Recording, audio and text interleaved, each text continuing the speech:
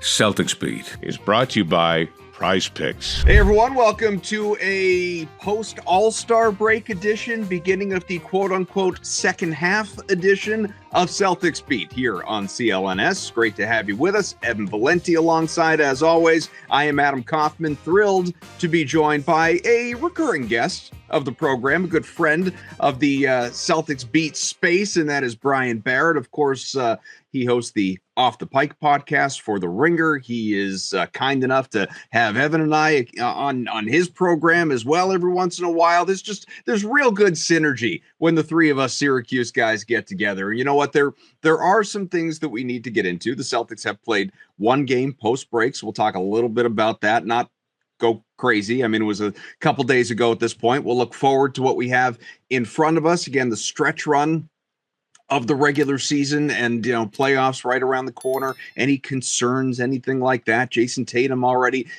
turning it up as he annually does at this time of the year, taking his already MVP caliber game to yet another level, which is just always entertaining and fun to see. I do want to get into a couple of things related to the All-Star game and All-Star Saturday and all that stuff, because we have not yet here on this show weighed in on it, but we won't go crazy with it because I know old news at this point. Where we need to begin, well, for one, Barrett, hey, how the hell are you?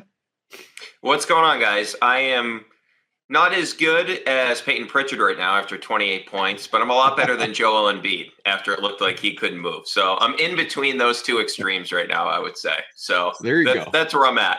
I would sit Embiid down for the season. I said this to a couple of people. Like, I almost feel bad, feel bad for Joel Embiid because the Celtics not only just exposed him in that game, they ended up scoring 20 points on him as the primary defender, and they just kept attacking him. But he legitimately can't move, and he's got that massive brace. What are you playing for? I don't know what the 76ers are doing. Now you had this All-Star break, just shut him down. And maybe by the time people listen to this podcast, they'll announce they're shutting him down. But I don't know why they're playing that guy. But anyway, I'm much better than Embiid, slightly feeling less like Pritchard's going to be feeling really good right now, because the only little bit of a stretch where he wasn't shooting the ball well was right before the All-Star break, and he comes out and he hits 5 threes in the first half the other night. That was awesome.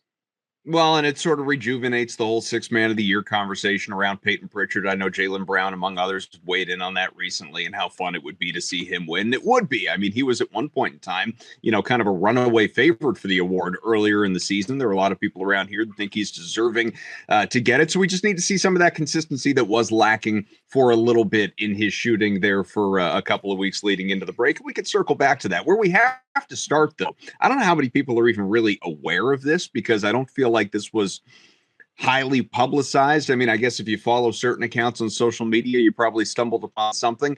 But what probably everyone knows is that Bill Simmons, your boss, his HBO Max, or just Max now, documentary about the Celtics, this 9-parter, is going to be coming out next month for streaming purposes for everyone to be able to watch. But the quiet part is there was a premiere, a red carpet, if you will, to bring people out, including you, for one. You were there. You were in the area. Other media people. I saw Jackie McMullen talking about going out there and chatting it up. Obviously, Joe Mazzulla was there. You may have seen pictures. Jaylen Brown, I mentioned before, he was there. Simmons flew into town. He's in the West Coast these days. And so you had an opportunity to get a first glance, a first look at this doc here, Celtic City. I'm sure that you guys streamed all 9 parts and you were just there all night long. And there were, it was like people that go in and, binge the Marvel movies, nonstop for 24 hours. You couldn't get yourself a break, just the occasional intermission. But what was this like? What should people be on the lookout for beyond the trailer we've seen and some of the articles that have been written? Take us behind the scenes a little bit. Yeah, so in the screening, they showed the 80s, which obviously that's sort of a sweet spot for most Celtics fans, right? Younger Celtics fans like us didn't get to see the 1980 Celtics, which is 1986, arguably the greatest basketball team of all time, when they, of course, bring in Bill Walton. So the younger fans get to see that and Larry the Legend and all that. And then obviously most of the older fans, they had those teams growing up or, even when they were older adults. So it was a good sort of point to pick up to show last night. They showed the trailer as well, which I'm sure you guys saw, which is awesome. But there was a lot of stuff in the 80s that obviously don't want to give too much away that I was not aware of. And I think like even some Celtics fans that were very much glued into that time were not aware of the stuff that was going on. Like my dad was telling me he didn't know some of the stuff that was going on at that time. So I think that fans are going to really appreciate that. And one of the things I'm really interested about is, since it's 9 parts, and he's in the trailer, if you guys notice this, one of the most interesting parts of Celtics history to me, and I'm probably the only person that thinks this way, is the Rick Pitino era, because it was just so bizarre, right? Like, think about nowadays where you had the 3rd overall pick in the draft and you traded him. Like, essentially, it would be like trading Tatum or Jaylen 50 games into their first year. That's what they did with Chauncey Billups. Like, think about how crazy that is. So there's a whole episode about that version of the Celtics, or at least like a good portion. And Rick Pitino's actually in the documentary. Like, Rick Pitino hasn't really done interviews about the Celtics since he left the Celtics. So, and look, you go through the Cousy, Russell era, all that. You go through the 70s, of course, you go through the big 3 Celtics with Garnett, with Pierce, and Ray Allen. I'm interested in that one as well, all the way up until last year. They got their perfect ending for the documentary because the Celtics end up winning the championship. But the 80s stuff, it was really cool. And Bill Walton's in it, of course. Unfortunately, before he passed away, they were able to interview him. So it's unfortunate that Bill Walton doesn't get to see this whole thing because, I mean, he was not shockingly a star of the episode, which I don't think anybody would be surprised by that. But the 80s stuff was awesome. I always love stuff about the 80s Celtics, but in a weird way, I'm almost more excited to see what Pitino says and like just hearing from the players from that era, like what they thought. Like, we have an idea of what they thought, but just like some of the craziness of that time. Yeah, it's one of these things. Well, let me jump in here. It's one of these things where, you know, you have so many think pieces and books and documentaries already about the Celtics. It's a little refreshing, Barrett, to hear that there's going to be some new stuff in here, like some stuff that nobody's heard of yet. I know that they'll get into this last round, and then you'll have the KG, Ray Allen, Paul Pierce stuff. But even as far back as the 80s, there's going to be some stuff that people don't know about. I think that's maybe the most exciting part about this is it seems to me like it's going to be the most comprehensive version of a documentary like this that's going to be out there. And for those of us that thirst for this content, it won't be that big of a deal because we would have watched this anyway. But like from what you're telling me, it sounds like, I know you're trying to get too much away because it's coming out shortly. We'll have to wait and see. But it sounds like just from what you just told us, like there's some stuff in here that people just don't know about yet and should be fun to kind of like bask in the reaction to it as it comes out. You know what I mean? You know what I'm saying? I agree with you. Yeah. Certain dynamics between different players on the team, stuff that I was certainly unaware of, and I haven't seen in any other documentary before where like it's been laid out in this fashion, because we have seen stuff about the 1980s Celtics. I never heard of any of the stuff that, like some of the stuff, of course, you know, but some of the stuff that they highlighted, I don't want to give anything away. It's stuff that you've never heard of before. And I will say this, this isn't a spoiler alert, but like some of the Lakers guys are awesome in it. Like really entertaining. So I think like that was a perfect one to show for the screening. I think people are going to really enjoy that episode. And now like I want to watch all of them right now, like to go through it. And I'm excited, man. I'm excited. And obviously like anytime you have Larry Bird in a documentary, it's like, okay, this is going to be awesome. It's just like such a unique character in NBA history. Larry, like he's the last guy that won 3 consecutive MVPs, 84, 85, 86. So this is, though that episode is like when Larry Bird is at the peak of his powers. You know, it's just insane to think about. And look, I get it. Like it's tough to like win 3 in a row, but Michael Jordan never did it, right? LeBron James never did it. Jokic never did it. Larry Bird is the last guy to do it. I mean, it's just insane to think that was 1986. The last time that happened, a guy had a three-peat in the MVP. And I don't know if it'll happen again, like in the near future. It seems like it's going to be impossible for a lot of guys have done it twice, right? Giannis did it twice. He did back-to-back. Jokic did back-to-back. Curry did back-to-back. LeBron did back-to-back. But nobody's had the three-peat. So I'm just looking, and for anyone that doesn't know, this debuts 9:00 Eastern on HBO, stream it on Max on March 3rd. New episodes will debut weekly through April 28th. I'm sure it's more of a ballpark length per episode. You don't have to fit it into this exact 60-minute with commercial kind of window like it would be on mainstream television. Is every episode, as far as you know, roughly an hour or 45, 50 minutes or hour 10 or how's it shake down? Yeah, I believe it's an hour. I believe each episode. That's what the episode was last night. So I would imagine that each of them are that way. Well, but yeah, it's crazy how many people they interviewed for this. It's insane. Going from the early Celtics, right, all the way through the current version.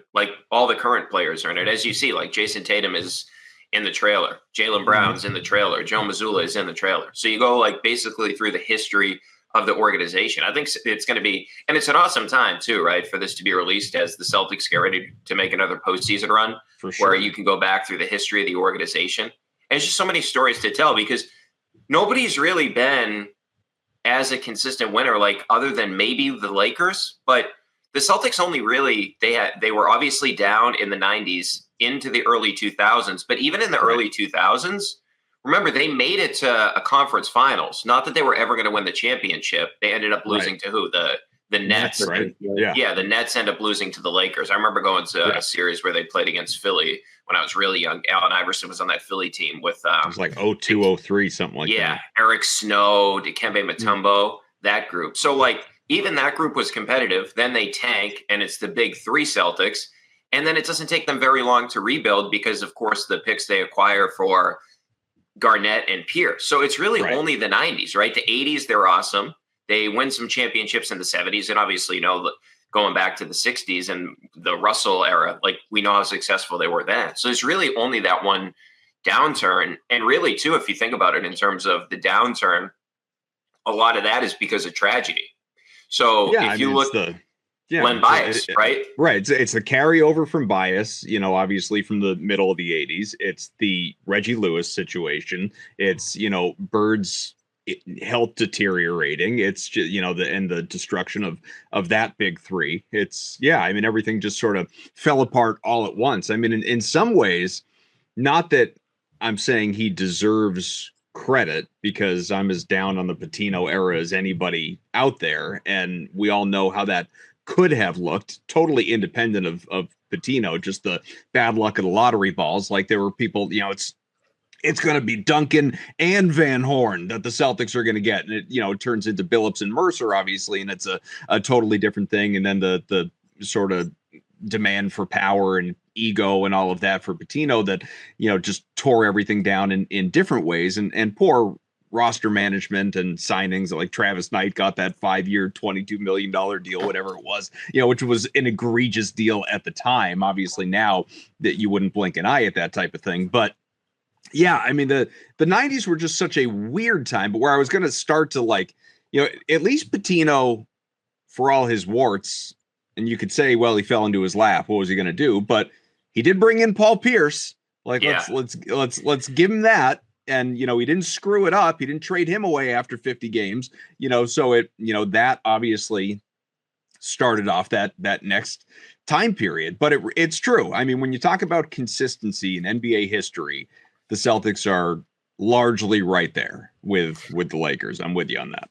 Yeah, well, that's a great point on Pierce because we think about this through the history of the organization. They've hit on so many draft picks, right? You think about Tatum, where Danny Ainge would have taken him first, but he was able to trade down, right? Jaylen Brown was not a popular pick. Remember, He was booed at the Celtics party. People didn't want Jaylen Brown. So there's been a lot of Chris Dunn among others. Chris Dunn or Buddy Hield, who was 40 when he was drafted. The guy was 2 years older than his listed age. Yeah. But think back to that draft, right? So Oluwaseyi, I just brought it up, goes first, which at that point, everybody was drafting big men. Mike Bibby second. Rafe LaFrentz went third. When Pierce was the better player on the Kansas team, it was weird because this is a time, too, in 1997, of course, where guys were staying in college for there wasn't a lot of one and dones at that. You would occasionally have a guy that would stay for a year, but it was more likely a guy would come out of high school and go to the NBA than a guy would go to college for just 1 year at that point, right? And it was weird because Pierce is already like an All-American, and he was awesome at Kansas. So then Vince Carter, or Antoine Jameson, Vince Carter, Robert Traylor, Jason Williams, like white chocolate Jason Williams, Larry Hughes out of high school. Larry Hughes, of course. I think he's Jayson Tatum's godfather. Isn't Larry Hughes Jayson Tatum's godfather? I think he is, but I may be wrong on that. Yeah, I think he is. Dirk 9, so that's fine. And then Pierce at 10. Like, there's no way Paul Pierce should have fallen to 10 in that draft. Like, you look at it, who had a better career than Pierce? Like, Dirk? That's pretty much – he had a better career than Vince Carter, for sure. He also didn't quit on multiple teams like Vince Carter did. That's a whole different discussion that has nothing to do with the Celtics. But you're right, Kaufman. What happens if they never draft Pierce, right? Like, if they end up with Bonzi Wells, which they easily could have since they were 10th, right? So it is one of those things where – Pierce sort of sets the foundation for that next championship team. Remember, it was aggravating for Pierce at a point where they had traded away Antoine Walker, and then they're playing for the ping pong balls, and Danny Ainge makes the ultimate pivot, right? And look, Danny Ainge has said, I don't know if he said this, but it was believed that he would draft Kevin Durant if he had the number 1 pick. He was like the only person. But because you didn't get the first or the second pick, you, of course, make the Kevin Garnett trade. Right. And Pierce is like, okay, yeah, like this is like, obviously this is going to be awesome. And then, of course, I remember, I don't know if you guys remember this, like going back to draft day where it's like, wait, the Celtics are trading for Ray Allen. Like, okay, yeah, Ray Allen makes them better. Him and Pierce. I don't know how perfectly those two fit together, but there's got to be another piece to this, right? Because what are we doing? Like it made sense at the time. Like you're getting rid of the number 5 pick. Not that I was, like, oh my God, let's get Jeff Green. But it's like you're trading the number 5 pick for Ray Allen. Yeah, to your point, like what's he really gonna, to what level is he lifting up this team with this 2-man show of Ray and Paul Pierce? So that's like treadmill of mediocrity, right? Where you would have been a good team and you would have had a good record. You would have made it into the playoffs, but you wouldn't have been competing for a championship. So it's like, what's the point, right? Like just draft somebody. And then of course we get the Garnett thing, because Garnett initially, of course, as we all know, didn't want to come here at first, right? He wanted to go to the Lakers. Yeah, I think prior to that, he wanted to go to Phoenix, right, to play with Nash, and they didn't end up making a move. But it was Phoenix, it was the Lakers, and then of course he gets convinced to come here, and obviously, well, going full circle, wasn't it Billups one of the guys that convinced him to come here? I don't know, that could be true. I don't know. I know they were really close. I think one of them is one of the kids' godfather. I don't know. I'm doing a lot of Godfather talk today, but I think I think those two are really close. Where's Pacino?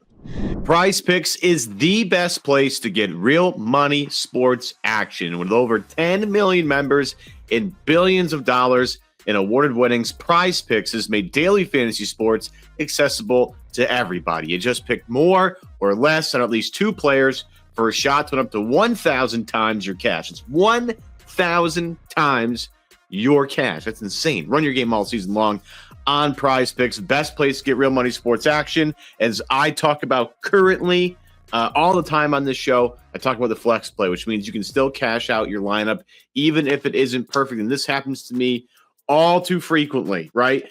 I try so hard to get all of them right, but I never get all of them right. I'm always the guy that's like 1 away. Like last week, I just missed last week. I think it was Jimmy Butler points. I had the more than 19.5. He scored 19 last week, which was brutal. Sabonis hit, the rebounds. He had more than whatever the rebound number was. He had like 28 rebounds in that game last week. And Jimmy Butler literally had to score 1 more point, and I would have gone 3 for 3. But this week, we are looking at a couple of guys in the Nuggets-Lakers game. We're going to start with Luka Doncic. I'm going to go less than 25.5 points. It hasn't been great for Luka to start. I still think he feels a little weird about being on this team. So I think he's taken some time to figure out where he fits in. I don't think he's going to score a ton of this game. Meanwhile, LeBron, because Luka's not going to have a great game, I think LeBron's going to have an excellent game. More than 19.5 points, and to keep up with everybody, the Joker is going to have to score more than 21.5 points. That's good for 2.5 times your money. Again, Luka less than 25.5 points, LeBron more than 19.5 points, and Jokic more than 21.5 points for 2.5 times your money. And getting your money cannot be any easier. In as little as 15 minutes, watch the money roll into your account. Heck, Venmo is even. I mean, if I had to pick a way to deposit money and withdraw money, Venmo would be what I would use. Prize Picks uses it too. There's nothing easier than that. So download the app today. Use the code CLNS to get $50 instantly after your first $5 lineup. Again, that's download the app today. Use that code CLNS to get $50 instantly after you play your first $5 lineup. Prize Picks, run your game. Let's get back to the show. Well, I mean, look, the thing that gets me the most excited, and Ev, you alluded to this as well, is, because like when the trailer first came out, we've got our little group thread here, which honestly Barrett should be on, and is just so much Celtics talk all the time. We send the trailer around and it's like, oh my God, Celtics porn and all this stuff. Like any Celtics fan out there would react. But there was, from our buddy Seth, there was a little bit of pushback, like, I'm not going to watch it. And he's, I mean, as big a Celtics fan as I know, like, well, why aren't you going to watch it? Because there's nothing that's going to be in there that I don't know, that I haven't heard, that I haven't read, that I haven't seen, that I haven't like we've done this. Like NBC Sports Boston did a documentary about the, 80s, and ESPN has done its, Celtics Lakers 80s doc. Like, what's going to be new in this? So the fact that, as you are saying that, without saying specifically, that there are so many things that are going to sort of, either educate people or catch people off guard or whatever else throughout, you've seen the one episode, but throughout 9 of them, that's the thing to me that, I mean, it's fun to go back and just sort of relive the good old days and regurgitate the past. And yeah, you get some new updated interviews and that type of thing. But what, like some of the Patriot stuff that's come out in the, last couple of years, like, all right, what did we really learn from this? It's just not a lot of new stuff. To be able to get new stuff, provided that is what is promised here to us, that's what really takes it up to the next level for me, that has me like counting down the minutes until March 3rd when we can start this thing. Yeah, well, what we know from the Patriots recent documentary is that Kraft wants all the credit. He's on the same level as Belichick and Brady. He wants to get into the Hall of Fame, and Belichick doesn't deserve a lot of credit for the championships. But to your point there, the 1980 stuff, which people know a ton about, ton of new stuff in that one, ton of stuff that I didn't know about. And we were just talking about the Patino thing. That's something like we haven't had a history of. So there's going to be a lot of different stuff that people have not heard about with certain eras of the Celtics, right? And like the 80s, the most popular era, I would say, of Celtics basketball. Obviously, they had a ton of success before that, but the most popular, right? I mean, it's really the era that launched the NBA to a different level, right? Because you had Magic and Bird coming out of the same draft, and one goes to the Lakers, one goes to the Celtics, of course, and they become this huge rivalry. And then after that, you go into the Jordan era. But even that, where we have so much about, there was new variations of stuff there. So I'm really interested in like the rest of the eras and how they go through that. Like another interesting thing to me, and obviously this wasn't in the screening because it was after this, but like the Havlicek post Russell era, like I'm interested in that and how much they go into that, just because like Havlicek, it was almost like when Curry needed to get like a title after Durant, even though he had one, but it was like this whole sort of thing of like, oh, Kyrie was hurt, right? Kevin Love was hurt, and he wasn't the finals MVP, right? And I know this sucks, is like saying this as a Celtics fan, but then it's like, oh, you got Kevin Durant. Like it was easy. And then he got that 2022 title, which I guarantee you means a lot more to him than especially the ones with Durant, but probably even more than the first one, because it was like him, he finally gets the finals MVP. And sort of you have that same thing with Havlicek, right? Where he wins after Russell and like he's the guy. So I'm really interested in that part of, because I feel like that's an undertold sort of aspect of Celtics history. Chad Finn had a great book that came out last year where he had like all the articles from the history of the Celtics from the Globe. And like, that's one of the things that I was most fascinated about, is like going through the Havlicek stuff.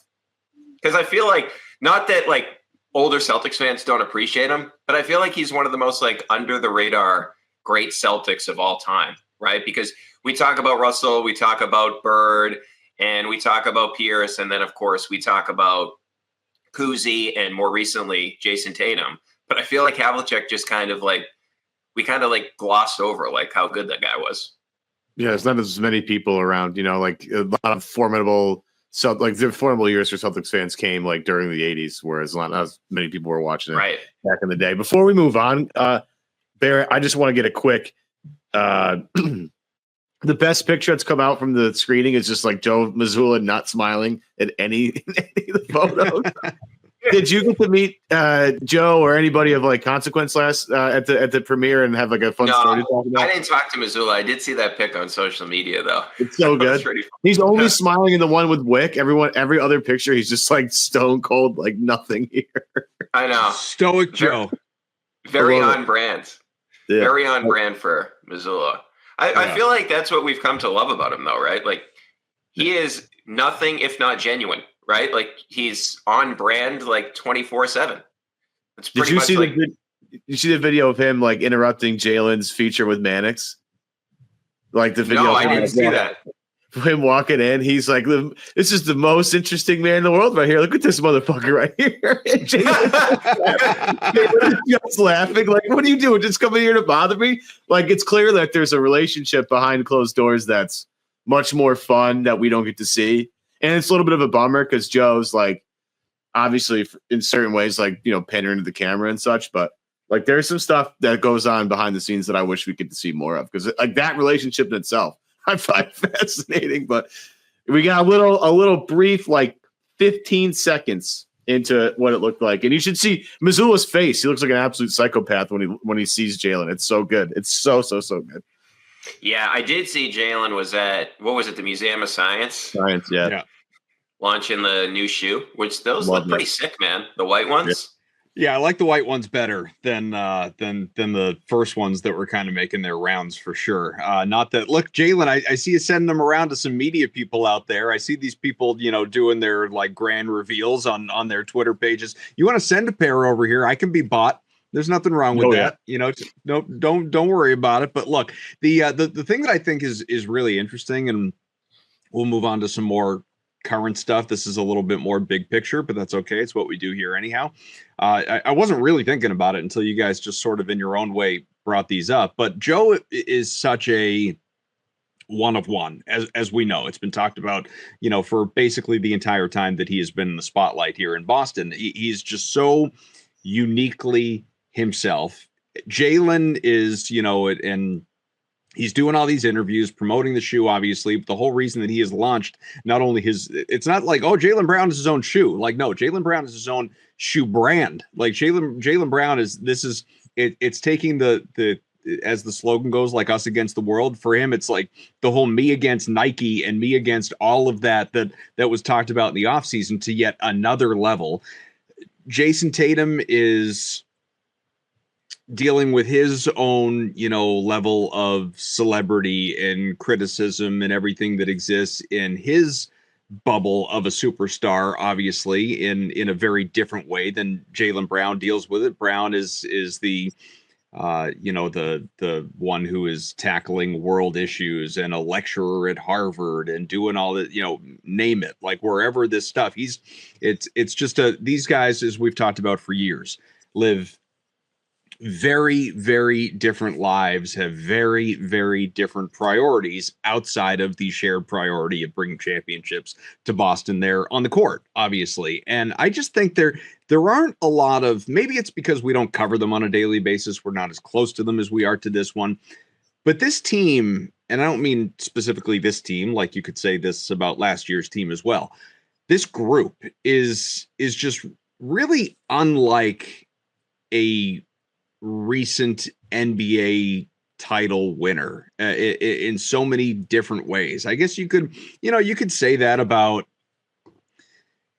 you know, you could look at Denver and say like, you know, well, look at Jokic and what a weird, different kind of dude he is. And he doesn't even seem to want to be there half the time, doesn't impact his play on the floor. But you could just tell, like, I mean, he made the joke about that, like, didn't want to even stay for the championship parade, just wanted to like get back home to his horses in Serbia and all of that stuff. Like all of these guys, they have their own thing that makes them different. I mean, I guess what I'm gearing toward in all of these rambles is that I continue on a daily basis, Barrett, to be just kind of fascinated by what we have in front of us right here in this particular Celtics group, that so long as your quote unquote big three of Jayson, Jaylen, and Joe is still around, it's going to continue that way and filter down.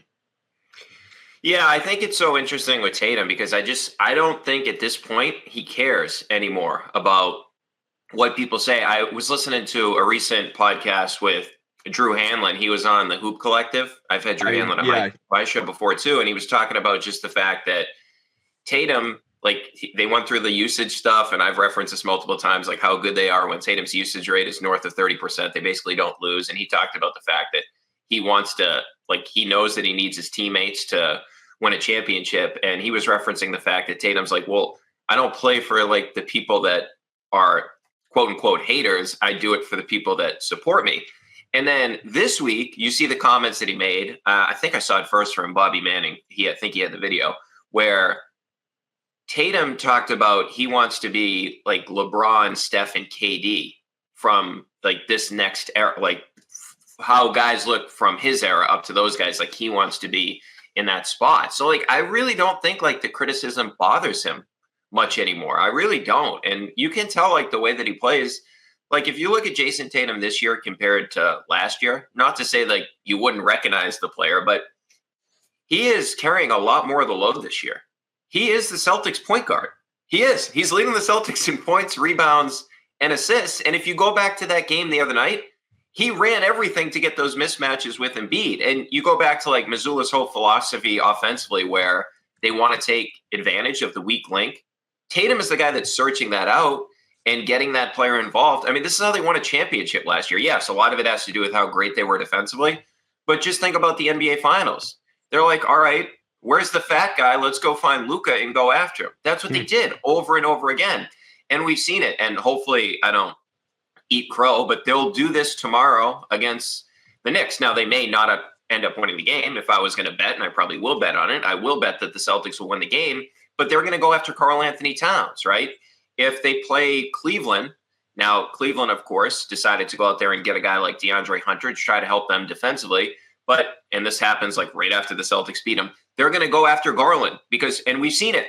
The Cavs, the one game they beat the Celtics this year, they gave Garland a ton of praise because of how he held up in some of those switches. They're going to go after those guys. And the reason that it all can't happen on the flip side of that is because of Tatum, right? When you're trying to run, when the Mavericks are trying to run this stuff against the Celtics last year in the finals, Tatum's the guy that then Luka would have to go after. And they're like, okay, what's the point? So you're going from Jaylen Brown to Jayson Tatum. So it just, I feel almost in a weird way because he's not super outspoken, super demonstrative on the court. It kind of gets underrated that, and I know this may be boring to say, but he is by far the most versatile player in the NBA right now with all the things he can do. He's a great on-ball defender. He is an unbelievable off-ball defender. He plays point guard, and if you need him to dial it up and score, we know he can. I mean, when he was, 22 years old, he had 46 in a Game 6 against Milwaukee. He has the record for the most points ever in a Game 7. The one thing I guess you could knock him for right now is, his shooting isn't consistent all the time, but that's pretty much it. Other than that, there's really no weak. He's one of the best rebounders in the NBA. There's no weaknesses to his game right now. We're back here with Barrett and talking about Jayson Tatum and just the is he still by large general? How often do we have this conversation, Ev? On a national level, even a local level, to these eyes, what you're watching on a daily basis is Jayson Tatum underrated for all that he does bring to this team and how much the Celtics go as Tatum goes, all of it. I know you have thoughts to pick up. Well, it's just interesting that there was a lot of talk this week about the face of the NBA and how it can't be international guy and et cetera, et cetera. And everybody that's a C's fan is sitting there well, there's this guy. He's pretty good. He just won a title last year and he's the best player on the team. Maybe that guy who's only 26 should be the face of the league. I don't know. He only has a really popular selling shoe, gold medal winner in the Netflix doc Starting Five is another documentary. I can go on and on here. Barrett, I found it very interesting this week that you were talking about some of the stuff he said about wanting to be the new generation's KD, LeBron. I found it interesting that he wants to be the next Larry Bird, the greatest Celtic of all time, in his opinion. I found it interesting that he picked Larry Bird because I almost want to say you can't count Bill because of all of the accomplishments of Bill Russell and what he did is a a player coach, a civil rights activist, like all that stuff. Like there's no way you're going to ever accomplish that. But by picking bajillion rings, right? By picking Larry Bird, it's a little bit more like obtainable as like a goal. Like I want to be the next Larry Bird. Is it possible, in your opinion, that Tatum becomes this generation's Larry Bird for the Celtics in terms of he creates a whole bunch of new fans that become Celtics fans for life? He accomplishes maybe not 3 straight MVPs, but wins one. Wins a whole bunch of rings. Is this in the realm of possibility for Tatum, or is this something that, like, because of the lore and the legend of Larry and who he is, it's just not possible for him to be that good? He's just going to be a tier below. Yeah, I think it'd be tough to do that just because I referenced earlier, like the MVPs that Bird won and Tatum's never won. Not that I really care as a Celtics fan, but I think that he's already the best Celtics since Larry Bird, right? He's already passed Pierce in my mind. Look at all the all-NBA first teams, and he's about to get another one. Paul Pierce has never been an all-NBA first teamer, or he was never an all-NBA first teamer in his career. Tatum's basically doing it every year for the past, he had 1 year where he didn't. He's made it this is going to be his 5th or 6th first team all-NBA, or his 6th all-NBA and his 5th first team. I mean, and then you look at the fact that I think one thing that Celtics fans are starting to appreciate about Tatum is he really, and I know I'm just gushing over Tatum right now, but he's really not like the current modern day superstar, right? Like he had that quote a couple of years ago about, hey, if a kid's there in Charlotte, I'm going to play, right? But he's a better road player than he is a home player. But I look at it, I know some of this is injuries. I was talking about this the other day. Joel Embiid was the 3rd pick in 2014. He's played 450 games. Tatum was the 3rd pick in 2017. He's played 565 games. That's incredible. He was drafted 3 years later. I know Embiid missed seasons, but that's kind of the point. Tatum, if you look at playoffs. Does that include, I was going to say, does that include playoffs, or is that just the regular playoffs? Season? So Embiid's played 59 playoff games. Tatum's played 113. Tatum is 14-6 in playoff series. He's 68-45. Embiid is 5-7 in playoff series, and he's 29-30. So I think the thing with Tatum is he's just starting to stack all these things up. And now that he's got sort of the championship under his belt, I feel like a weight has been lifted off his shoulders, right? And so that's where I think it's different from a lot of it. Jokic is the same way, where Jokic shows up and he plays every single game. But there's not across the league, you don't see that all the time, where these guys are constantly out there playing each and every game. And Tatum, unless he's dealing with something, he's not going to take a game off, which I think the older fan, the older generation of Celtics fans can appreciate that, right? Because I'm not saying the game is the same, right? Or the game that Larry Bird's skill set is the same as Jayson Tatum's skill set. I mean, the versatility, sure. But the point being is just that that's something that Bird did too, where he showed up every day and he gave it every day, or he gave it his all every day. So is Tatum. And I think that reflects with the rest of the team, right? Tatum's going to be out there every game, which I think is awesome. Now, I would like them to scale back some of the guys down the stretch of the season. I do think this is completely off subject, but Drew, getting that time off, he looked much better in that game the other night. I thought that was a good sign. But my point with Tatum is just, I do think older fans and younger fans, because as you guys mentioned, he's got the shoe, younger fans can appreciate that, right? He's got a brand, if you will. And then the older fan can appreciate the style of play and the fact that the dude shows up every night. I mean, think about one of his early moments in his career. I'm sure older fans can appreciate the fact that, okay, Kevin Durant won the scoring title 4 consecutive years, and Tatum just ate his lunch in a series, completely outplayed him and blocked his shot multiple times for a guy that never gets his shot blocked. Tatum blocked his jump shot multiple times, right? That's why I was whoa. We knew Tatum was extremely skilled, but when he locked up Durant in that series, I'm this is different.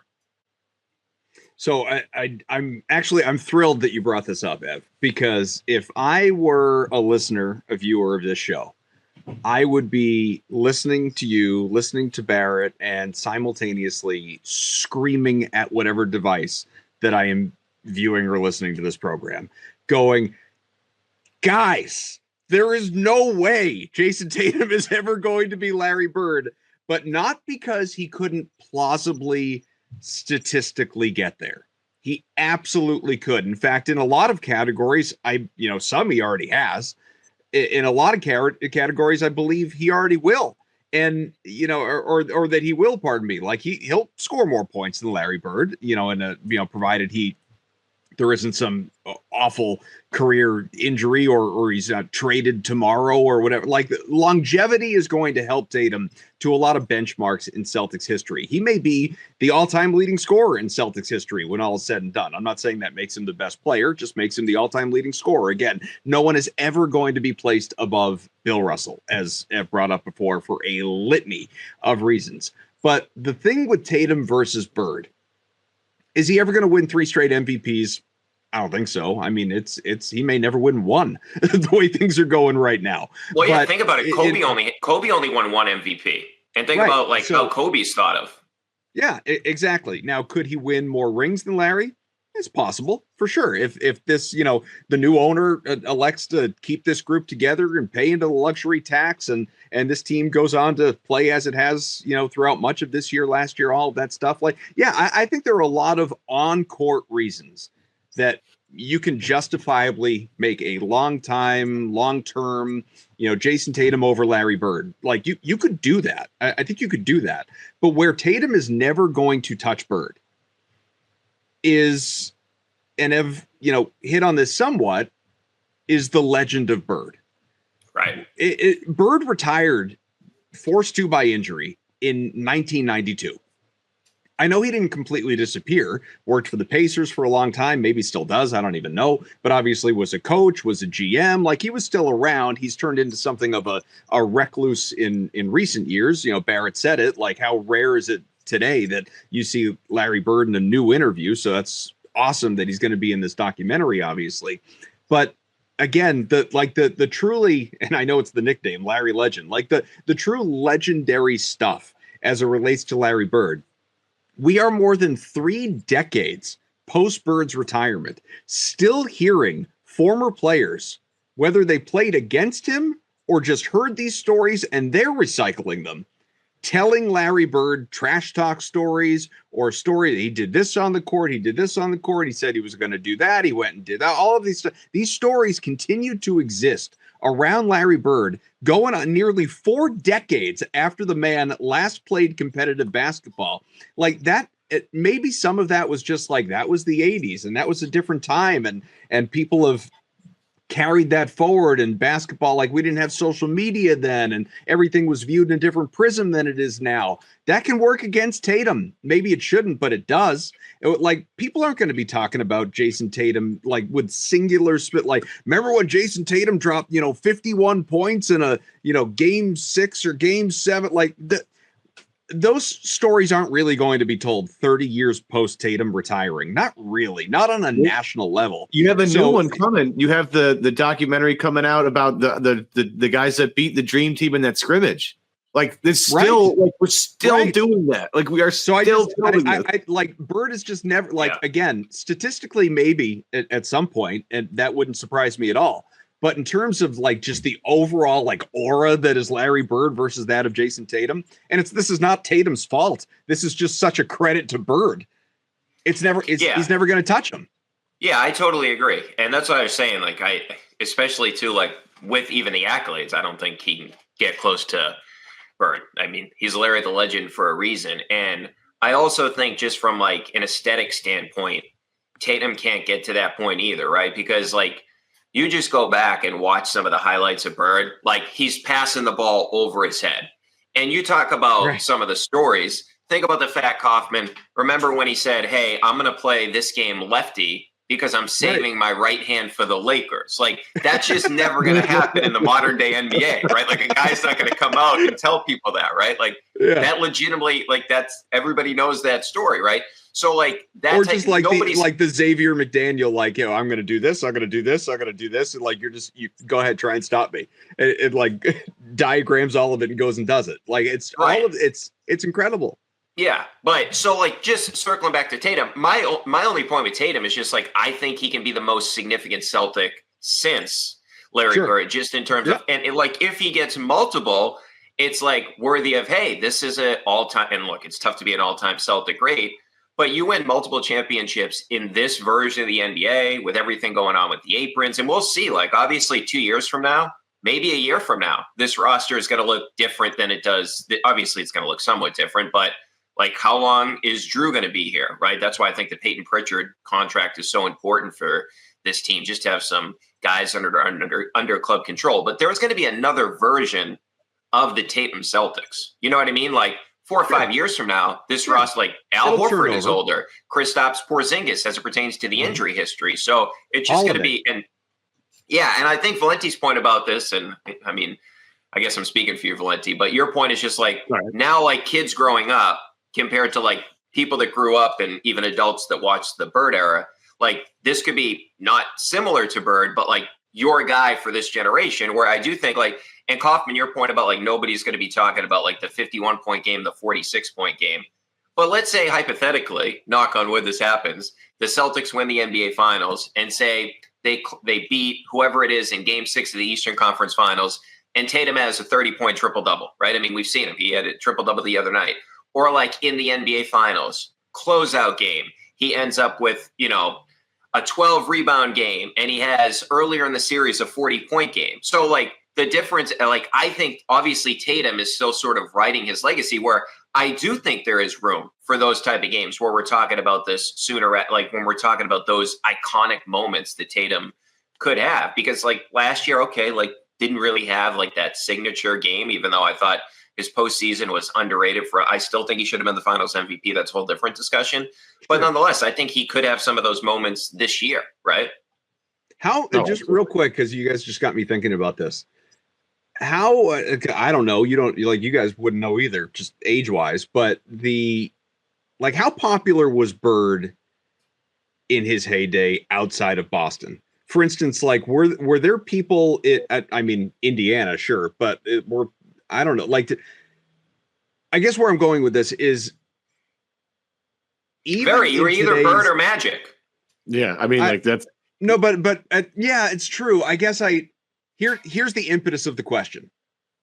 Especially in today's social media age, where like there are a lot of people, like I see it with my kids, like they root for players more so than they root for teams. Unfortunately, it is what it is. Like, you know, my kids have like Luka jerseys, Wemby jerseys, you know, Curry jerseys, but also like Celtics jerseys. How many people do you think, because he's not a flashy player, he's an elite player, but he's not a flashy player. How many people outside of Boston do you think would say Jayson Tatum is my favorite player? More than you think. Yeah. Yeah, because it's there's more people like, you know, your kids that are just only focus on one player, and the YouTube era of highlights makes life so much easier. Like shout out Timmy, who just cranks those things out after every single game. There's a highlight of at least 3 guys the night prior. Like and Tatum's an easy guy to look up highlights of. You know, I know he gets a lot of flack, but I do think in like younger spaces that he has a little bit more cachet than we realize. And I think, you know, the shoes do all that. He's in, you know, Ruffles commercials and Subway commercials. Yeah, that's true. He's in Netflix shows. Like, he is all over the place. Subway and all the everything. He's everywhere. Who was it? Somebody said at All-Star Weekend, like they want to be like Tatum. I forget. Was it one of the Thompsons? Castle. Oh, Castle. Yeah, Castle. Okay, yeah, it was Castle. So that's why we love Steph Castle. This is a good guy right there. He's future twin of the year. Rookie of the year. Yeah. Even though he went to UConn. But I do think there is something to what Kaufman was saying, because like remember, like before everything happened with Ja Morant, he was more popular than Tatum, even though Tatum was the better player. Like right now, LaMelo Ball is super popular. You know what I mean? Like it's sort of like, to your point, like it's sort of a style thing. Like Tatum doesn't have like flashy guys. Yeah, like it's that, like when Curry took over, like Curry's like bombing threes, right? Like, but you know that like Tatum just like does everything like right on the court. It's not as like appealing as like even like Ant, right? Like Ant's wicked popular because he has all these like crazy dunks and stuff along those lines. So yeah, I do think there is some, and like comparing the Bird thing, Bird was stylistically, not only was he the best player in the league for a significant period of time, he was also like incredibly flashy too, right? Like in terms of, not in terms of crazy dunks, obviously with Larry Bird, but insane passes, right? Especially too, like when they brought in Walton, like it obviously went to a totally different level in terms of the passing with that team. One last Tatum thing, because someone brought this to my attention on Twitter during the week. I wish I could remember who it was, but I was looking at they were looking at Basketball Reference. I have pulled up Jayson Tatum's Basketball Reference page, so it lists for his nicknames Jay, Taco Jay, and then have you guys seen this? The Anomaly. Yeah. Has anyone I think that just got put in this week. Has anyone ever heard Jayson Tatum referred to as the Anomaly? Did I miss this? Is this like a weird Celtics Twitter thing? Did somebody? Is this like Wikipedia? Somebody just gained control of Tatum's page? Like who added this? The Anomaly for Jayson Tatum. I never heard of it, honestly. It's really bad. Did Drew say this on a broadcast and I missed it? No. Just go with JT. It works the best. It's clean. It's simple. Yeah, and where's JT? Why isn't that there? Yeah, JT should be it. Taco J is just funny because all he did was eat hard shell tacos with a shitload of cheese on it for like the first 3 years of his career. So that stuck for a minute, but it just should be JT and just move on with it. This is ridiculous. The Anomaly. What are we doing? Bad. It's like Durantula. All right, so what was the name that Durant? I liked the Slim Reaper. He didn't like Slim Reaper was sick, but he didn't like it, so really it never stuck. But everybody else did. I know, right? All right, how about Durant, man? He looks miserable. I know. Like what else is new? Like evergreen statement with Kevin Durant, man. Like he's that dude. 2 years and he just checks out. 2 years of the team and he checks out, and then he'll grind through it for another year or two, and then he completely wants out. He'll be somewhere else next year. I don't know where it's going to be, but he'll be somewhere else. Celtics right now are down to 26 games left in their regular season. They're 40-16, 6 games behind Cleveland for the top spot in the East, obviously. The top spot overall in the NBA belongs to the Cavaliers, just barely. Thunder are at 45-10. They are the number one team in the West. Watch out, by the way, for the Nuggets. If anyone was sleeping on Denver earlier this year, 9-1, winners of over the last 9, winners in 9 straight, hottest team in the league. Now tied for second in the Western Conference with Memphis, who is going to drop off at some point. I'm convinced of it, but hasn't happened yet. 37-19, both those teams. Celtics coming up here have this, an important game on Sunday against the Knicks. Early game, 1:00 Eastern. Then they get this little 2-game road trip: Toronto, Detroit, then back home, Cleveland, Denver, which are massively important. We were talking about this trip. Who was it with? Do we have Grandy on last week or just before the All-Star break, Ev? We had Keith Smith on. Keith Smith, that's right. We were talking about what to, what would satisfy us? What would make you happy with this, 6-game swing, including Philadelphia, obviously out of the break. And, I think what did we say? Like 4-2 would be satisfactory, basically. Philadelphia, New York, Toronto, Detroit, Cleveland, Denver. 4-2, you'd feel good about, not satisfactory. You'd feel good about, because you got 3 legitimately tough teams in there with New York, Cleveland, and Denver. On the heels of the Philadelphia blowout, which is what it was. I mean, that game was a massacre, Barrett. How you feeling about the upcoming stretch here? I feel pretty good about it. I feel like they picked it up really after that Rockets loss. They've been playing like they were playing at the beginning of the season. So I feel pretty confident in this group. And like the whole thing about the seeding, I really don't think they care. And I personally don't care either. I think they're fine going into Cleveland. I think they're the best road team in the NBA. Obviously, I would predict that they keep the 2 seed, but you mentioned Denver, which I think is interesting. I want to see how they play, obviously, during the stretch. As long as they keep playing the way they are, I'm fine with it. But the one thing that I said the other day, and it may sound crazy because they're on a historic pace, I much rather, if the Celtics, knock on wood, make the finals, I much rather see OKC than Denver, because inexperience. This is what I mean. We keep coming back to Jokic of just like, that guy is unkillable. And no matter what he does, no matter what their record is, if they're around, you never want to play him. It's crazy to me.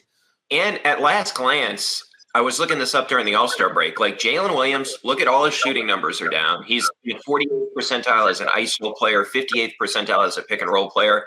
Go look at his postseason last year. Wasn't great from an efficiency standpoint in that Dallas series. So, just as the secondary guy, I don't know, if he can be that guy next to Shea. And then I think about it from a Denver angle, and it's like, oh, well, they lost to Minnesota last year. Okay, well, they lost to Minnesota, because first of all, he had to carry the team. Everybody else was gassed. I know Murray had a big game 7, but as Kaufman mentioned, like they're playing awesome right now. Murray looks like Murray again. But think about how they beat the Nuggets. They had Karl Anthony Towns, a 7-footer, like the primary defender on him, with another 7-footer behind him, sagging off other guys on the team. And it still took them 7 games and like an epic comeback to beat them in that series, right? And the Celtics, I feel like nobody can like stop Shea right now. But I feel like if you're just looking at the superstars, the Celtics have much better options on Shea Gilgeous-Alexander than they have options for Nikola Jokic. Now you can say, okay, yeah, but OKC's defense is significantly better than Denver. I would totally agree with you on that. But I'm betting on the Celtics offense in that type of a series, considering what we've seen from this Celtics offense. I just don't want to see Jokic. Like, I really would not like to see Jokic in any sort of a series because, I mean, any type of defense, like he's like a computer. And as great as Shea is, like, and he's a great individual scorer and can get to his spots and all that, Jokic just screws with you in a different way because he just breaks down the defense in totally different ways. So that's the one team that I certainly do not want to see in the NBA Finals is the Denver. And I'm not saying like OKC, like that would be a really tough series. Like there was a potential the Celtics could lose that. I just feel like if you're looking at sort of styles make fights, it's a better fight for the Celtics to get OKC than Denver. And I guarantee you, like I would still predict the Celtics to beat Denver. It'd just be like, it'd be really scary to have to face that guy, right? Totally. I don't want to, but they're my favorite games are when they play Denver because you learn a lot about what your team is all about. Because Denver, as you said, they just put a lot of pressure on you in a lot of different ways. And it's all Jokic related. Guys, and I wonder too, like going to like the Denver game, are they going to put Jokic on Drew? Because last year, what happened in that second matchup is, remember, like he couldn't get out to Porzingis. Like they kept running the same action. Porzingis would pop, and Jokic couldn't get out to him. And it's just, that's so tiresome. That's so exhausting to do that possession after possession for a guy that has to carry the offense on the other end. I'm interested to see, because we've seen it happen this year where teams have put their big on Drew. And does that mean Drew gets, because remember at the end of that game, finally, like Drew started getting the ball, hit the corner 3 at the end, like what happens there? So I'm fascinated to see like what that could look. Obviously you don't want to throw all your cards in the middle of the table, but I'd like to see like how Denver defends them and how the Celtics defend Jokic. All right, guys, last thing before we wrap, I have to touch on the disaster that was the NBA's All-Star Weekend across the board in so many different ways. It started with, like, screw you, LeBron, for like pulling out at the last sec. I have no issue with guys like Giannis or whoever. Like, you're not, like, you're hurt, you're dealing with something, and you can't participate in the All-Star game. Like, good. Like, I will golf clap, man. I applaud you for that. How often in the history of this show or elsewhere have we bitched about, like, Kyrie Irving, he's going to miss regular season time, but there he is at the All-Star game. Like, I'm all for it. If you are dealing with something, don't play in the game. But to pull the whole, like, basically, and I'm exaggerating here, but basically 20 minutes beforehand, like, I got some discomfort, I'm not going to play. When you are the face of the league, face of the sport, can't even change your effing outfit for the team photo, continuing to just make every little facet of everything about yourself. And Anthony Edwards goes and does something similar. At least he put on the uniform for his photo, but pulls out last minute for his team as well. These guys who, like, it's good. It's fine that regular season's the priority, not the All-Star game. I'm with that. But, like, I don't know, a little bit of notice, maybe a day or two, and you could have got a couple of snubbed guys there that would have loved, Sabonis or whoever, guys that would have loved to have been there and participated in this, as opposed to just, not that it mattered that your team was left shorthanded or what have you, but give other guys an opportunity if you're going to pull this stupid crap, at the last minute as LeBron did. So that was one thing.